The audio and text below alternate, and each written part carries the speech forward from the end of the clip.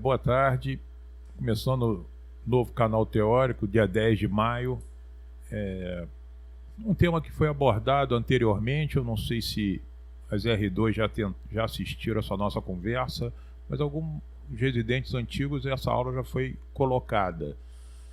Eu sempre acho muito importante porque é uma queixa muito comum nos ambulatórios, na nossa vida, na emergência, dor de cabeça, né? Todo mundo tem um pouquinho de cefaleia. Às vezes tem gente que não tem, mas é muito difícil.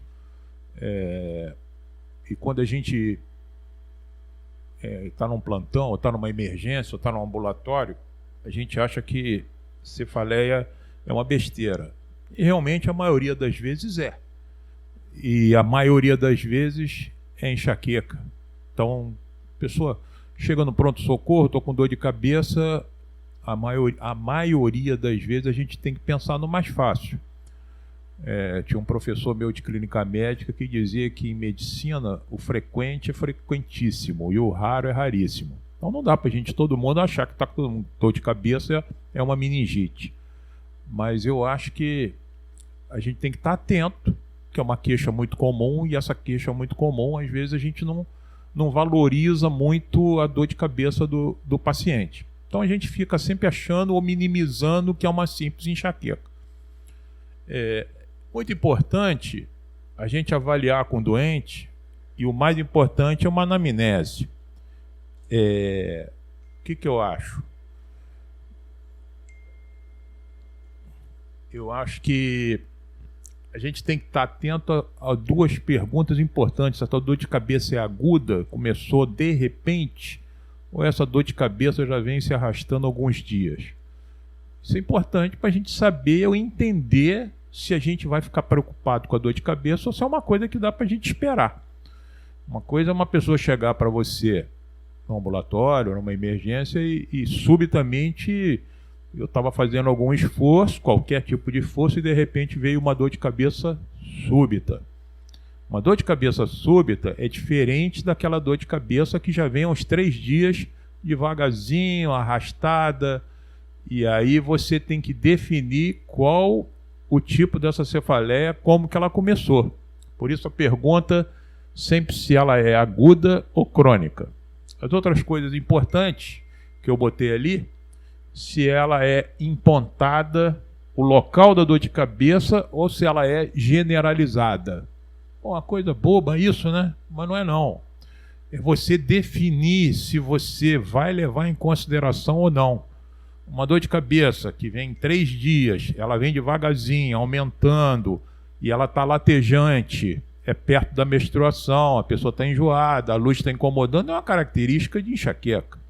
Mas uma dor de cabeça aguda, global, depois de um esforço físico, então, ou depois de algum episódio diferente do que você está sentindo, e uma dor de cabeça diferente, essa cefaleia pode ser uma cefaleia em alerta. Então a gente tem que tomar cuidado com esses sentidos de saber definir o tipo e o local dessa cefaleia. Uma cefaleia localizada é diferente de uma cefaleia na cabeça toda. Estou com uma dor localizada no parietal direito, uma dor forte desse lado, de início agudo, tem uma realização e uma definição diferente. Você está com uma dor de cabeça global, latejando. Então, a gente tem que ter uma anamnese bem feita, rápida, isso não demora hora, demora minutos, para a gente saber a valorização dessa dor de cabeça. Saber o início, o tipo, a duração, uma história pregressa e principalmente uma história familiar. Enxaqueca é uma doença com percentual muito grande de herança genética. Geralmente, muito difícil, a pessoa tem enxaqueca e ninguém da família tem enxaqueca. Já acontece, às vezes, não, só eu que tenho enxaqueca. Tudo bem, premiado. Mas a maioria dos pacientes chegam lá, todo mundo, minha mãe, minha tia, minha prima, minha irmã, tudo tem dor de cabeça e tem enxaqueca. Também tomar cuidado, porque o enxaquecoso pode ter tumor cerebral, o enxaquecoso pode ter meningite, o enxaquecoso pode ter uma ruptura de um aneurisma. Então, às vezes a pessoa fala, mas eu tenho enxaqueca. Então ela já chegou dizendo que tem enxaqueca e você embarcou naquela que ela tem enxaqueca, que normalmente deve ser uma enxaqueca. Mas você tomar cuidado com a anamnese criada por você, para você não se atrapalhar e não se equivocar no tipo da cefaleia. Então é muito importante você ter calma e você não ignorar qualquer dorzinha de cabeça. Às vezes a medicina atrai a gente e uma simples dor de cabeça pode ser um terremoto que você deixou passar e desprezou. Então, cuidado. Não menospreze dor de cabeça. Dor de cabeça não é nada, toma Novalgina. A gente mesmo, né? Tá dor de cabeça, toma Novalgina. Mas eu já vi muitos pacientes que têm dor de cabeça quase que diariamente ou mensalmente. Doutor, eu me lembro que eu trabalhava no posto lá em Jurujuba e eu estava atendendo, de repente a nutricionista que trabalhava nesse posto falou: Jefferson, depois que você acabar aí eu posso conversar com você? Eu falei: pode. E aí eu atendi todo mundo, quando acabou o atendimento ela entrou na sala, sentou e eu falei: o que houve, Hélio? Sabe, eu tenho uma dor de cabeça sempre, recorrente, mas engraçado, semana passada eu estava estendendo uma roupa, fazendo alguma coisa lá em casa, de repente me deu uma dor de cabeça, Jefferson, que eu nunca tive igual. Aquilo me chamou a atenção. Era uma dor de cabeça diferente de todas as dores de cabeça que eu já tive na minha vida. Era de muita intensidade, fiquei meia tonta, enjoada e quase que eu desmaiei. Demorou uns 2 dias, fiquei com aquela pressão na cabeça, irradiada para a nuca, uma dor na nuca, e eu estou até hoje com uma dorzinha de cabeça. Rapaz, ela descreveu para mim, na verdade, nada mais que na minha cabeça só passava uma coisa, uma ruptura de um aneurisma. Ela fez uma dor de cabeça súbita, diferente das outras, de grande intensidade, e que irradiava para o pescoço. Isso quer dizer o quê? Ela pode ter tido uma hemorragia subaracnoide, com dor de cabeça, e estava com um sangramento na meninge. Eu peguei a mãozinha dela, examinei ela, tinha uma discreta rigidez de nuca, não fiquei satisfeito, botei ela no meu carro e fui com ela num laboratório que agora mudou de nome, agora é CDPI, era Med-Imagem, não sei se vocês lembram, ali na Roberto Silveira. Parei o carro, entrei, pedi para fazer uma anjo ressonância daquela mulher. E ela tinha um aneurisma da carótida esquerda. O plano dela era GEAP, que ela era federal, internei ela no Santa Marta e ela foi operada de um aneurisma cerebral e ficou ótima. Está ótima até hoje, me adora e tal. Então, quer dizer, eu não estou dizendo que vocês vão atender aneurisma toda hora, eu só estou falando para vocês que às vezes você embarca na enxaqueca de todo mundo. Mas o enxaquecoso, infelizmente, pode ter uma malformação e a gente passa pensando que é a enxaqueca. Porque a dor da ruptura, a dor do sangramento é uma dor muito, mas muito mais intensa e forte do que enxaquecoso. O enxaquecoso também não tem uma dor repentina. Você não está trabalhando e vem uma dor relâmpago. A dor vai devagarzinho, vai aumentando e vai ficando insuportável em horas ou em minutos, mas ela não é espontaneamente grande no início. Estou falando uma totalidade. Então, é mais ou menos isso aí. Eu botei aqui a causa mais frequente no nosso meio e é mais do sexo feminino. Não que o homem não tenha enxaqueca, né? Eu também tenho, mas é mais fácil a mulher, por umas questões hormonais, ter enxaqueca. E a mulher sofre menos na gravidez. Eu não sei se alguma de vocês tem enxaqueca, mas durante a gravidez costuma ter menos enxaqueca por causa das alterações hormonais. Eu sei disso porque lá em casa eu tenho uma esposa que tem uma enxaqueca crônica. Eu nunca cuidei dela, não trato dela, médico não faz milagre em casa. E durante a gravidez ela não tinha dor de cabeça. Então ela falou para mim que queria ter filho. Eu falei: então troca de marido, porque eu não vou ter essa quantidade de filho que você quer. Então nós foi a melhor época da vida dela, foi durante a gravidez. Não sei se aconteceu com alguma aqui. A enxaqueca Tem enxaqueca clássica, que não precisa ninguém ensinar, fotofobia, e vem com enjoo. Às vezes a pessoa vai vomitar, ou a pessoa tem uma dor de cabeça latejante, bitemporal, de grande intensidade, acompanhada de náusea, alterações visuais, e é também acompanhada no período menstrual. Boa tarde. Tem enxaqueca atípica. Enxaqueca é uma doença atípica, não é, tá sempre bitempo, não. Às vezes tem gente que tem dor de cabeça lá em cima, tem dor aqui atrás, tem dor de cabeça espontânea, latejante, ela não é muito clássica, então às vezes você pode ter uma enxaqueca atípica.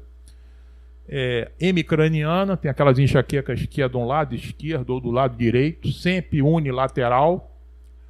Cluster, que é uma dor de cabeça terrível, essa dá uma dor mesmo, porque é uma dor no fundo do olho, tem algum lacrimejamento e o olho fica vermelho.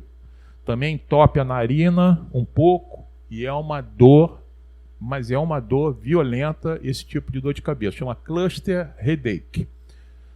Thunderclap é aquela dor entrovoada, é aquela mulher ou aquele homem que tem aquela dor que parece que é um trovão dentro da cabeça, e você sente que parece que até você vai cair de uma dor de cabeça dela. É lógico que a cefaleia entrovoada, você tem que sempre afastar uma ruptura de um aneurisma. Não dá para você sentar na frente do doente e ele falar que teve uma dor de cabeça súbita e você falar assim, não, isso é uma cefaleia entrovoada, só pode sair ali. A cefaleia entrovoada é uma cefaleia de exclusão, em que você fez a angiorressonância, procurou aneurisma, procurou outras patologias e não achou nada. Então sobrou uma cefaleia entrovoada. A cefaleia orgásmica é muito desagradável, mas é comum. Às vezes vocês pensam que não é tão comum, mas às vezes tem pessoas que têm dor de cabeça durante o ato sexual, durante o orgasmo. Por ser durante o orgasmo e por ser no ato sexual, no esforço físico, você também tem que ser uma cefaleia de exclusão. Por quê? Já vi muitos pacientes fazerem ruptura de aneurisma durante o ato sexual, porque está fazendo algum esforço e aí você tem uma ruptura de aneurisma. Então a cefaleia orgásmica, ela tem que ser precedida de uma angiorressonância. Se ela não tiver aneurisma, infelizmente ela tem cefaleia orgásmica. Então tem tratamento, porque é uma coisa tão desagradável, né? Só a pessoa que na hora do orgasmo ela vai ter dor de cabeça, ela não vai querer nem ter mais relação sexual. Mas tem remédio para que a pessoa evite esse tipo de cefaleia. Cefaleia hemiplégica, ou é chamada de cefaleia acompanhada. A pessoa tem uma dor de cabeça e fica plégica. Não, isso aí é uma enxaqueca acompanhada. Tudo bem, mas primeiro você tem que afastar se não houve um dano cerebral. Se ela não teve uma hemorragia cerebral, se não teve uma isquemia cerebral, ela fica com fraqueza no hemicorpo.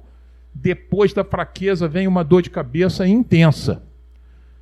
Então, você vê que a patologia do vaso, primeiro faz uma vasoconstricção, em que a pessoa tem o lado esquerdo ou direito paralisado ou com dormência, e depois evolui para uma vasodilatação e começa a artéria a pulsar. Então, o dano neurológico ou o déficit motor, ele é antes, ele precede a dor de cabeça. Não sei se vocês estão entendendo. Primeiro vem a vasoconstricção e ele faz o déficit. 15 minutos ou meia hora depois vem uma dor de cabeça violenta. Então, se você colhe essa história, você está vendo que você está diante de uma hemiplegia. O nome é hemiplegia acompanhada. Por que ela é acompanhada? Porque ela é acompanhada de uma crise de enxaqueca. Cefaleia tensional, todo mundo tem, é muita dor e geralmente é occipital. Cefaleia tensional, geralmente é na nuca. A pessoa fica com muita dor na nuca e tal. Isso é média pressão, que às vezes pode estar com a pressão alta. E a cefaleia tensional é ligada aos problemas emocionais, pessoas deprimidas, que têm muita dor de cabeça. Não melhora com analgésicos comuns para enxaqueca, só melhora com antidepressivos, com remédios que melhoram a tensão, com ansiolítico, já que a dor de cabeça não é enxaquecosa, ela é tensional. A hipertensão arterial, às vezes a pessoa tem uma pressão alta e aí confunde, estou com dor de cabeça, será que é da enxaqueca? A gente tem que definir se a dor de cabeça é a causa da hipertensão ou se a hipertensão é a causa da dor de cabeça. Às vezes é difícil. Às vezes chega no teu consultório ou chega no teu ambulatório uma pessoa com muita dor de cabeça, tem enxaqueca, nauseada, aí você vai medir a pressão e ver que a pressão está alta. O colega erradamente tenta baixar a pressão, mas a causa daquela pressão foi justamente aquela crise da enxaqueca, porque às vezes na fase aguda da enxaqueca, com muita dor de cabeça, com enjoo, a pressão sobe. Aí o doutor vai lá, dá captopril, dá Lasix, não sei o que, ele trata o efeito secundário da enxaqueca. Se você tratar a enxaqueca, a pressão vai cair. Então cuidado que às vezes pessoas ou mulheres que são hipotensas, tem até pressão baixa, mas na crise da enxaqueca aguda, ela vai no pronto-socorro e a pressão está alta. Aí o plantonista acha que ela está com dor de cabeça e vomitando porque a pressão está alta. É o contrário. A crise da enxaqueca é que levou ela a ter uma hipertensão. Síncope também é uma patologia muito frequente quem tem enxaqueca. Às vezes a pessoa tem uma dor de cabeça muito forte, com náusea, e às vezes pode desmaiar. Tal a dor de cabeça com enjoo e com mal-estar.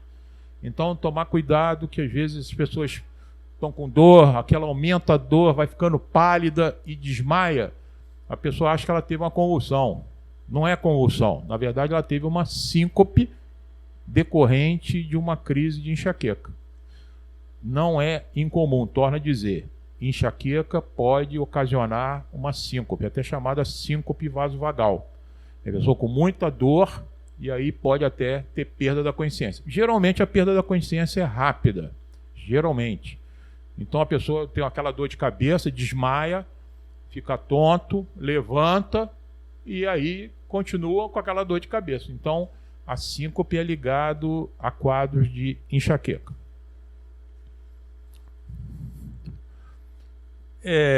Aí já são coisas mais graves, que seria hipertensão intracraniana, né? A pessoa te procurou, que já está com a dor de cabeça há 20 dias, há um mês, e não melhora com nada. Tem uma dor de cabeça, que ela é geralmente matinal, quando acorda de manhã, muita dor de cabeça, turvação na vista, você tem que estar preocupado ou pode pensar em ter tumor cerebral. Tumor cerebral dá muita dor de cabeça por hipertensão intracraniana. Então, é um sinal indireto de que ele pode estar com um processo expansivo. Ninguém tem tumor cerebral de um dia para o outro, a não ser que ele sangre. Um tumor que sangrou, fez uma hemorragia e aí teve uma dor de cabeça aguda. Mas um tumor cerebral, ele não dá clínica de cara. Aos pouquinhos, ele vai comprimindo e tal, e aí começa a ter dor de cabeça cronicamente. O TCE, comum, né? A pessoa bate com a cabeça, bateu, teve um trauma leve ou não, fez uma tomografia e ela está com muita dor de cabeça, você fez uma tomografia e mostrou que ela pode ter uma coisa chamada hemorragia subaracnoidea pós-traumática. Não é hemorragia subaracnoidea pós-ruptura de aneurisma. Eu estou falando agora em hemorragia subaracnoidea pós-traumática. A pessoa caiu, bateu com a cabeça e fez um sangramento no espaço subaracnoide. Se você fizer uma punção, tem sangue. Por quê? Bateu, o sangue caiu dentro do espaço e o sangue ficou contido no líquor. Quando você colheu lá embaixo, tinha sangramento. Então isso dá muita dor de cabeça. Chama cefaleia pós-hemorragia subaracnoidea decorrente de um traumatismo de crânio. Pode ser um traumatismo leve, pode ser um traumatismo grande. Malformações seriam angiomas, a mesma clínica, teoricamente, do aneurisma cerebral. A pessoa subitamente tem uma dor de cabeça latejante, cai, perde a consciência. Você faz uma tomografia e ele tem uma hemorragia. Cuidado com as hemorragias, porque nem toda hemorragia é decorrente de aneurisma. Pode ser decorrente de uma malformação arteriovenosa, ser um sangramento venoso, de veia. Aneurisma é um sangramento arterial. E também sangramentos também de tumores cerebrais. A hemorragia subaracnoide, que eu já falei, que é clássica, hemorragia subaracnoide, porque é sangue no espaço subaracnoide decorrente de uma ruptura de um aneurisma ou de um traumatismo de crânio.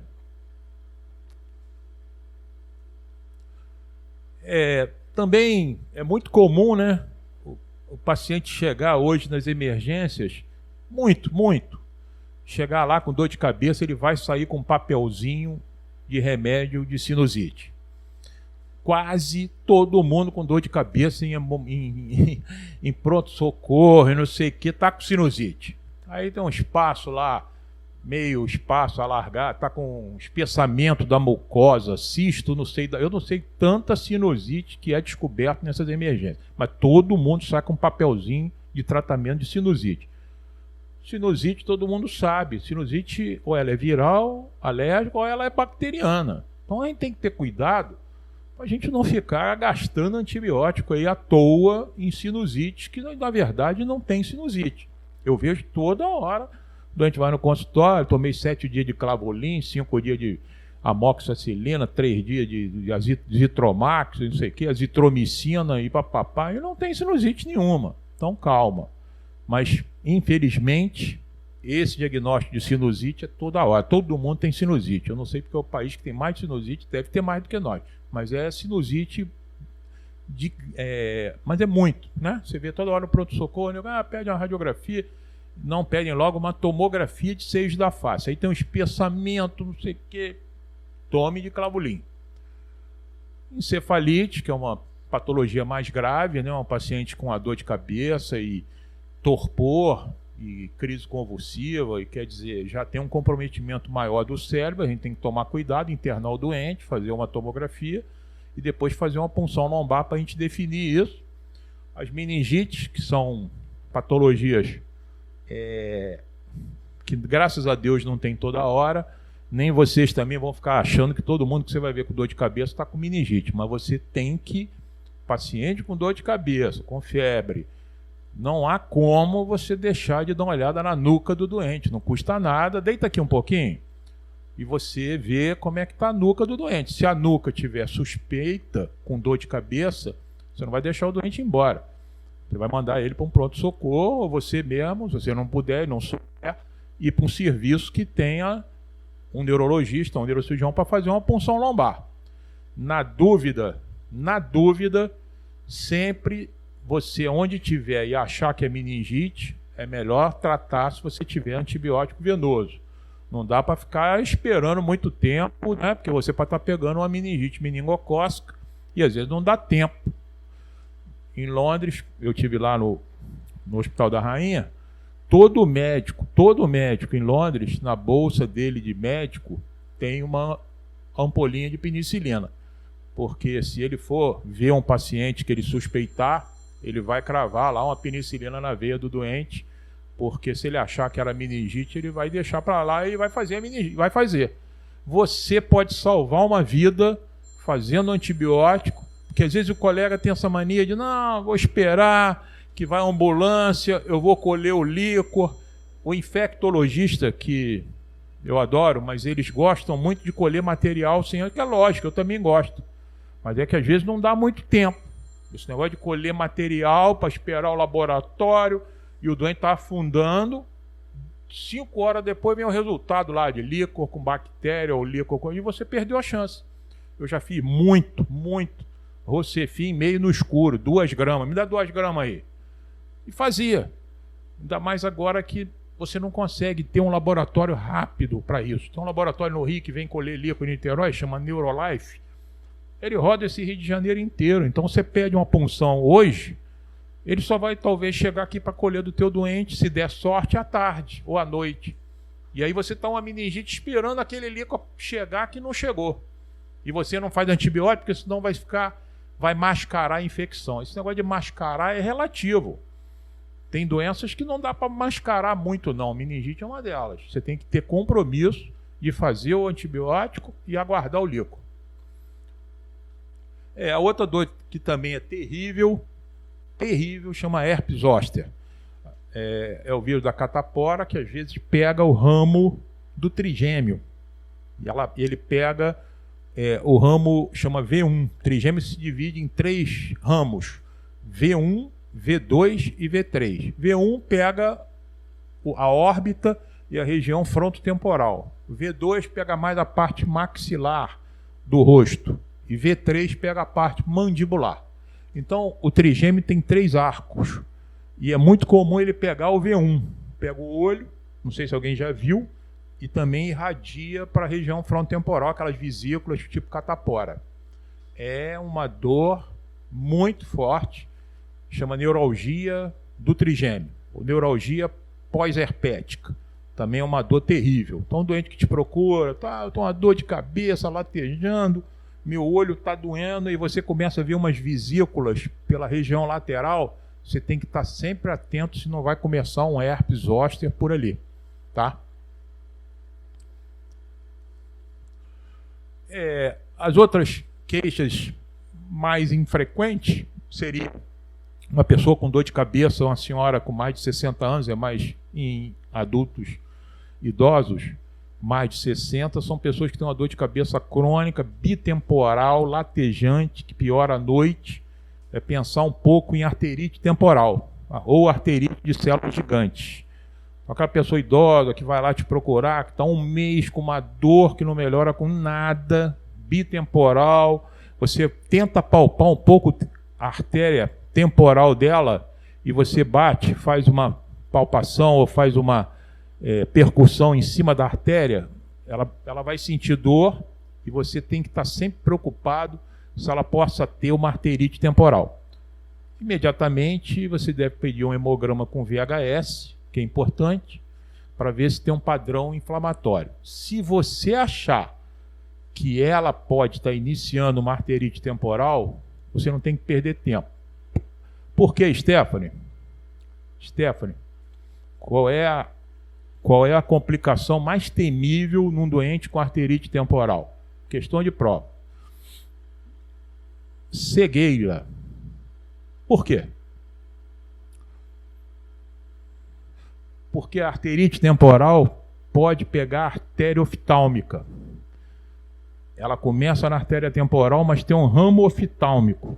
Se você não começar corticoide para essa paciente quando você achou que era arterite temporal, ela pode pegar a artéria oftálmica e essa doente começar a cair a visão e ficar cega.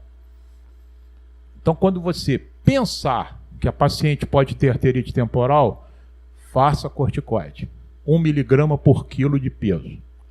Deu 60 miligramas, doutor, dei 60 miligramas, dei, mas você salvou a possibilidade. Se daqui a 3 dias o VHS veio normal e não era arterite temporal, ninguém vai morrer. Lógico que o diabético vai descompensar um pouco, mas você salvou uma possibilidade dela ter arterite temporal.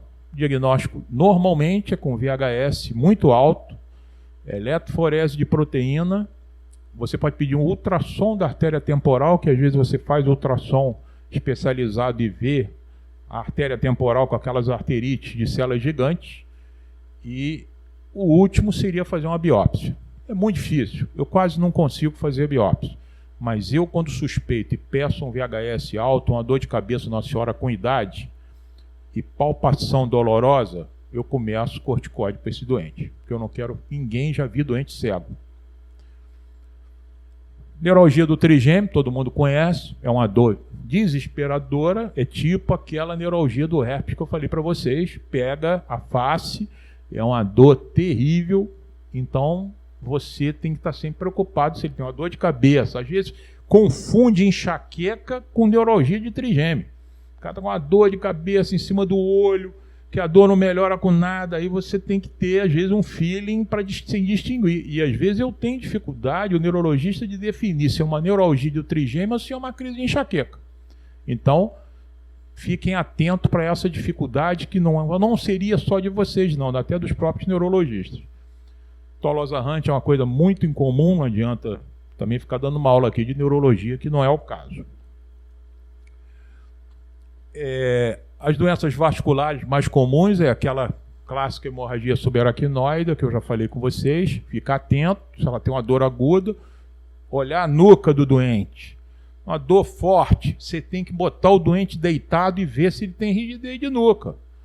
Se ele tem rigidez de nuca, só pode ser doença inflamatória ou doença vascular. Ou ele sangrou ou o líquor está inflamado. Se você excluir a inflamação, não é infecção, então pensa que ele pode ter sangrado. As malformações também podem sangrar para dentro do espaço subaracnoide.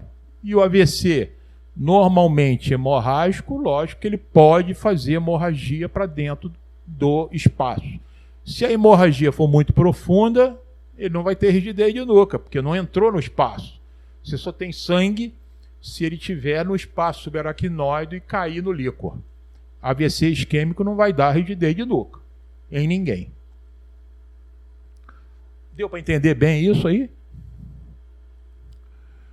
Tem uma outra patologia que eu gosto de falar, é mais neurologista mesmo, mas eu acho que é legal, que chama pseudotumor cerebral. O que é isso? É hipertensão intracraniana benigna. Às vezes você pensa muito que pode ser uma cefaleia por um tumor cerebral. Esse doente tem uma dor de cabeça crônica de manhã, vomita, e você vai fazer o fundo de olho, pede uma oftalmologista para ver, tem edema de papila. Então, dor de cabeça com enjoo e edema de papila chama-se síndrome de hipertensão intracraniana. E você faz uma ressonância. Quando você faz a ressonância, não tem nada. Aí você fala, porra, não é possível. Cara, eu achei que esse doente tinha um tumor. Então ele pode ter uma coisa chamada pseudotumor cerebral. O cérebro está inchado, a hipertensão intracraniana, quando você fez a punção, estava muito alta e tem até edema de papila. E você tem que tratar isso.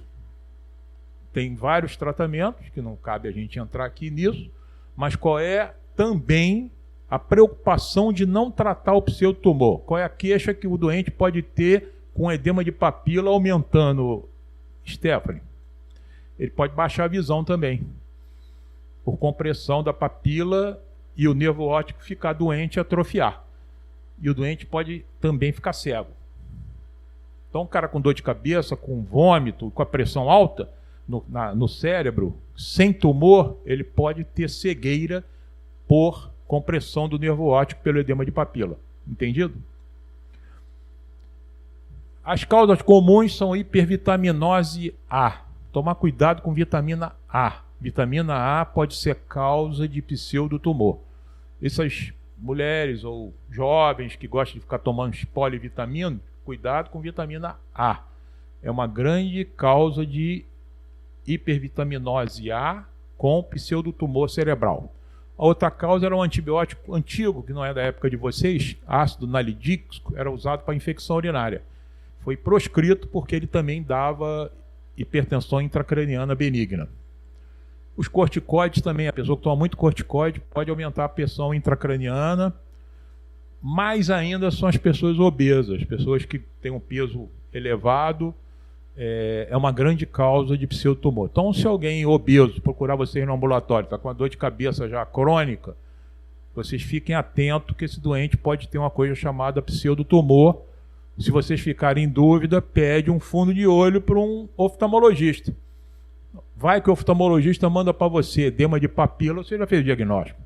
O cara tem uma dor de cabeça, é obeso, e você pediu um fundo de olho, deu um edema de papila, certamente você vai pedir uma tomografia. Se não tiver nada, você fez o diagnóstico de pseudotumor cerebral.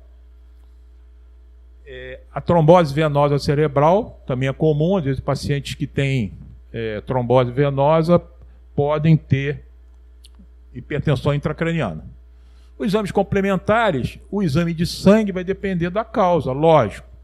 Se você está suspeitando de arterite, você vai pedir um hemograma com VHS. Se você está pensando em vasculite, um hemograma. Eu não sei se no posto tem um VHS com facilidade, ou pode ter.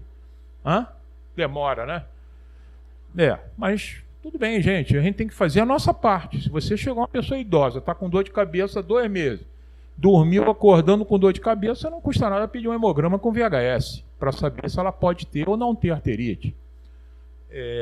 Lógico, chegou um doente com febrão e dor de cabeça, você também não vai ficar esperando lá o que há. Você manda para uma emergência para ele fazer um exame neurológico, para saber se ele tem nuca. Você pode dar uma olhada na nuca dele, ver se ele está com rigidez de nuca.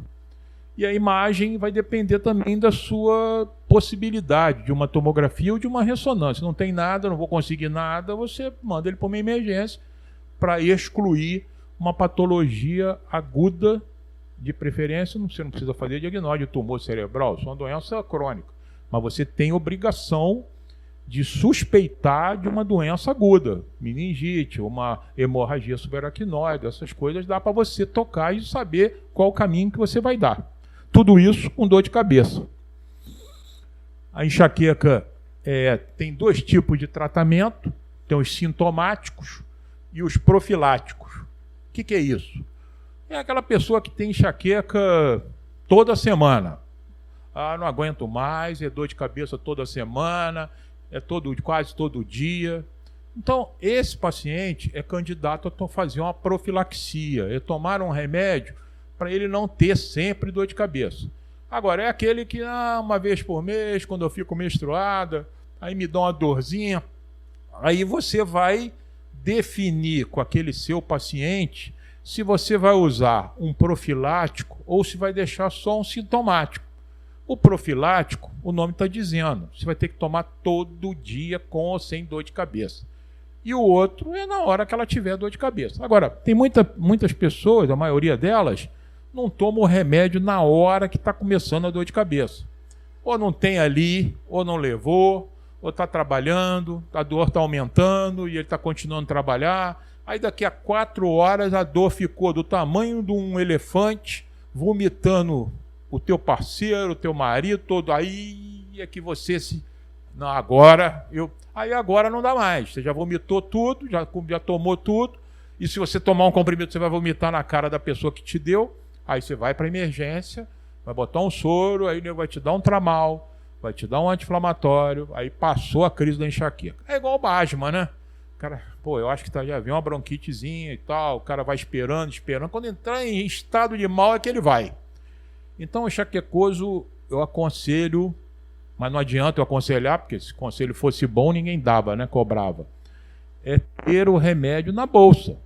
Aí, né, a bolsa de mulher, você achar o remédio dentro da bolsa, às vezes você vai tirando tudo e o remédio sumiu e você não levou. Aí você está num local que não tem o remédio e você não comprou. Então, a gente ter essas opções.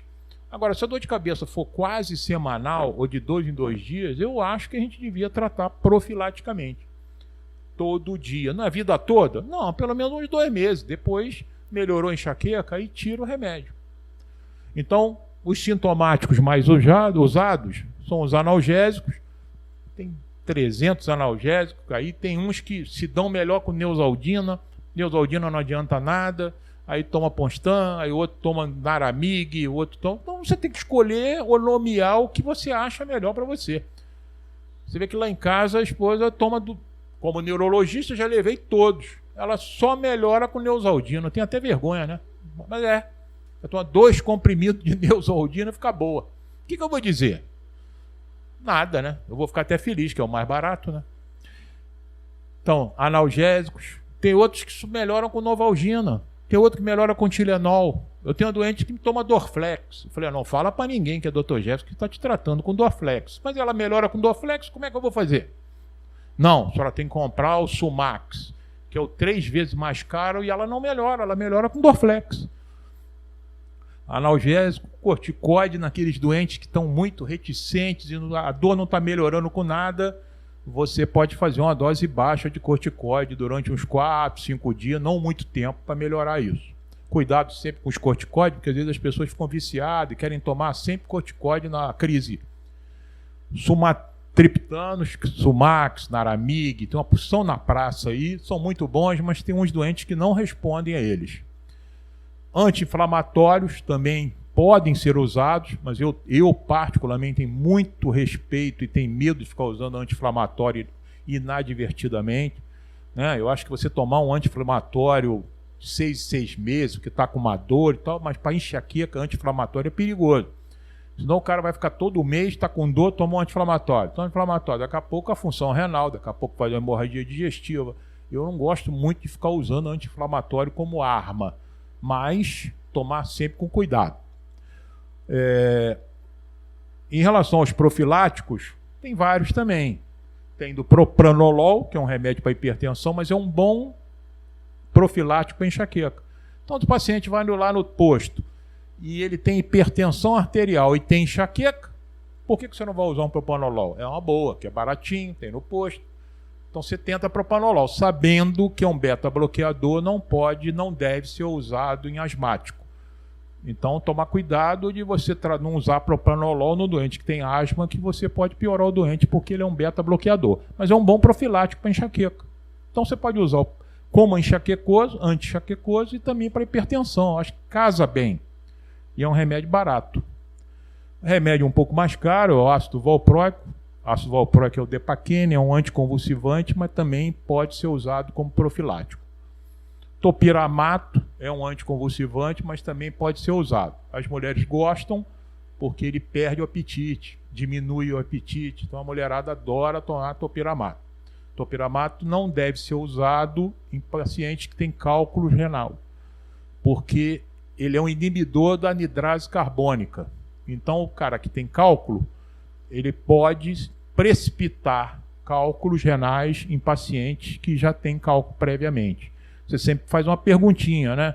A senhora já teve cálculo? Ih, doutor, já fui em pronto-socorro várias vezes, estou cheio de... Então, esse remédio não deve ser usado nesses pacientes, como o propranolol para doente com bronquite. Então, toma cuidado do topiramato com pacientes que têm cálculo.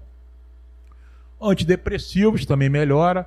A mitriptilina é um bom remédio como profilático, sabendo que tem seus efeitos. Todo remédio tem seus efeitos colaterais. A mitriptilina, que é o triptanol, né, antigo, é um remédio bom, mas é um remédio que engorda, dá fome, é um anticolinérgico, ele prende o intestino, boca seca. Então você vê que tem vários efeitos colaterais em que às vezes o cara não gosta muito de usar, mas tem na praça, vocês devem ter no posto. Se não tem, já ouviram falar em triptanol ou amitriptilina. Os antidepressivos tricíclicos, que são esses e mais outros aí da linha do triptanol, e a lamotrigina, que também é recentemente um anticonvulsivante, que também tem uma ação profilática para enxaqueca. Não é um remédio barato, então não dá para a gente ter ele no bolso, lá no posto, nem ter ele como sendo um bom remédio para pessoas que não tenham recurso. As pessoas de classe média que possam comprar lamotrigina não é uma indicação ruim. O cluster, que é aquela dor de cabeça terrível, eu deixo por conta dos neurologistas tratarem, porque senão vocês também vão ter dor de cabeça. A enxaqueca na infância, ela tem uma conotação e tem uma avaliação diferente, porque a criança, normalmente, ela não reclama muito de dor de cabeça, mas ela reclama para a mãe que está meio tonta, com uma tonteira, uma criança lá de 5, 6 anos, muito tontinha, e fica enjoada, e às vezes até desmaia. Às vezes, na infância, você não tem uma enxaqueca clássica, mas você tem uma enxaqueca atípica. Então, criança com tonteira, com enjoo, que vomita, você fica sempre antenado que pode ser uma crise de enxaqueca. Tem crianças que não podem andar de barco, que vomita à toa, tem criança que sobe a serra para ir a Teresópolis, vomita no meio do caminho lá no carro. Então, são cinetoses e são crianças que podem desenvolver enxaqueca. Então, na infância, não espere aquela criança com dor de cabeça clássica, ou a luz incomodando, não. Ela pode se expressar só por uma tonteirinha. Também pode ter as clássicas e podem ter as atípicas. O mais comum é tonteira sem cefaleia.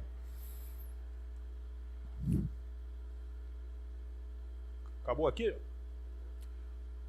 Então é isso, eu acho que era uma coisa curta, mas uma coisa que eu falei o ano passado, e eu não sei se todos escutaram, achei que era uma boa a gente conversar um pouco sobre isso. Se alguém quiser perguntar alguma coisa sobre dor de cabeça, eu estou à disposição. Espera um minutinho.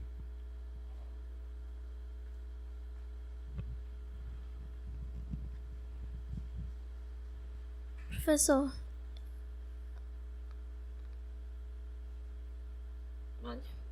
a falta de alguns antidepressivos, como a duloxetina, podem causar cefaleia? Eu tô com uma paciente lá no posto, que eu fui em VD ontem, tá com uma cefaleia temporal. E tá sendo duloxetina há 2 semanas.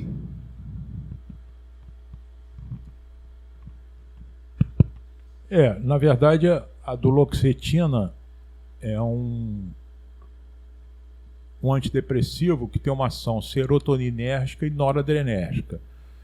É lógico que, por exemplo, para as dores crônicas, por exemplo, neuralgia do trigêmeo ou polineuropatia diabética, que tem dor nas pernas, a duloxetina é usada para esse tipo de tratamento. Para a crise de enxaqueca, eu nunca vi assim muito comum, eu vejo mais a amitriptilina. Mas se a gente raciocinar que a duloxetina é um serotoninérgico e melhora as crises álgicas das pernas, por que também ela não pode melhorar a enxaqueca? Então o seu paciente, você está fazendo uma pergunta que eu não posso te afirmar, mas também dizer a você que não pode ser o responsável a causa, a retirada ou a ausência, eu acho que se não tiver nenhuma outra queixa, eu acho que pode a falta da duloxetina ter deixado ele ou ela com dor de cabeça. Não sei se eu fiz você entender. Outra dúvida é a seguinte: uma criança de 7 ou 8 anos com queixa de cefaleia teve a menarca agora aos 7 anos de idade. O senhor acha que assim é melhor, eu posso encaminhar, por exemplo, ela também tem queixas de diminuição da acuidade visual, essas coisas assim. Ela tem? Tem. Acha que vale a pena encaminhar? Eu já tô dando partida na questão da menarca precoce dela. Mas acha também que vale uma avaliação pela oftalmologia pra gente ver se essa cefaleia pode ser originária disso? De diminuição da acuidade visual? É muito comum as pessoas irem ao consultório do neurologista com dor de cabeça e as pessoas pedirem para ir ao oftalmologista porque pode ser alteração visual. Isso não é verdade. Você pedir uma avaliação oftalmológica para saber se essa criança, o fundo de olho dela, porque se ela tem menarca, se ela tem baixa visual e tem dor de cabeça, era bom dar uma olhadinha no fundo de olho. Ou melhor, se você puder, eu estou falando, mas lá não vou ter isso. Então você encaminhar essa criança para o serviço de neurologia infantil. Por quê? Nós temos que dar uma olhada na glândula hipofisária. Eu pedi tomografia, pedi ressonância de célula túrcica para ela. Tá bom, você está parecendo aquela minha sogra que me pega pela rasteira.